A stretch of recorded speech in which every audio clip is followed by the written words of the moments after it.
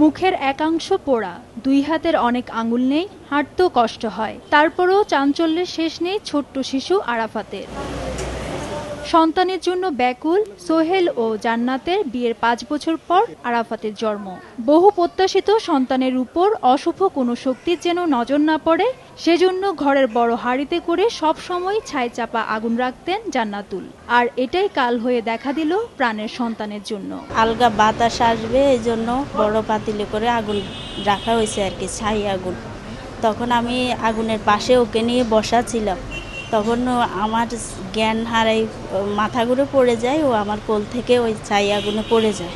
২-৩ মাস পর পর আরাফাতের চিকিৎসার জন্য ঢাকা মেডিকেলে আসতে হয়, কিন্তু বাসের সহকারী হিসাবে কাজ করা বাবা সোহেলের জন্য দীর্ঘ চিকিৎসার খরচ বহন করা কষ্টসাধ্য হয়ে পড়ছে।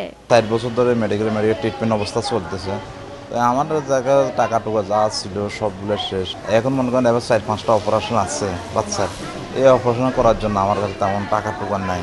দেশে নবজাতককে ঘিরে প্রচলিত কুসংস্কারগুলো রোধ করা গেলে এ ধরনের দুর্ঘটনা থেকে রক্ষা পাওয়া সম্ভব বলে জানান এই বিশেষজ্ঞ চিকিৎসক। আমাদের দেশে এই ধরনের দুর্ঘটনা প্রায়ই দেখা যায় এবং আমার 90% বার্ন পেশেন্ট আমরা দেখি এই ধরনের অসাবধানতাবশত দুর্ঘটনা। আমরা যদি একটু সচেতন করতে পারি মানুষকে, আমরা এই ধরনের দুর্ঘটনা রোধ করতে পারব।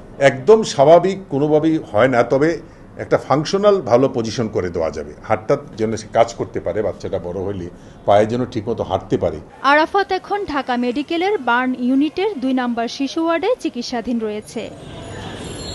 ফেরদৌস লিপি, সময় সংবাদ, ঢাকা।